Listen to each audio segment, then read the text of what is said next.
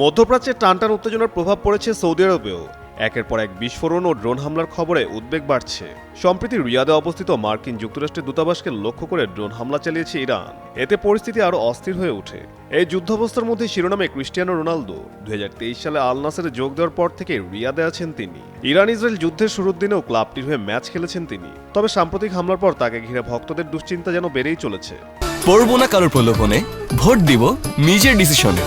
Clear up হাতে হয়ে যাও ফুরফুরে ভোটার। তবে সাম্প্রতিক হামলার পর তাকে ঘিরে ভক্তদের দুশ্চিন্তা যেন বেড়েই চলেছে। এরই মধ্যে খবর আসে রোনালদোর 6,70,00,000 মূল্যের ব্যক্তিগত বিমান সৌদি আরব ছেড়েছে। তবে বিমানে রোনালদো ছিলেন কিনা তা এখনও নিশ্চিত নয়। ব্রিটিশ গণমাধ্যম দি সান জানিয়েছে প্রায় 1,000 কোটি টাকা মূল্যের এই উড়ন্ত প্রাসাদ একসঙ্গে 19 জন যাত্রী বহন করতে পারে এবং 7,000 মাইলের বেশি পথ বিরতিহীনভাবে উঠতে সক্ষম।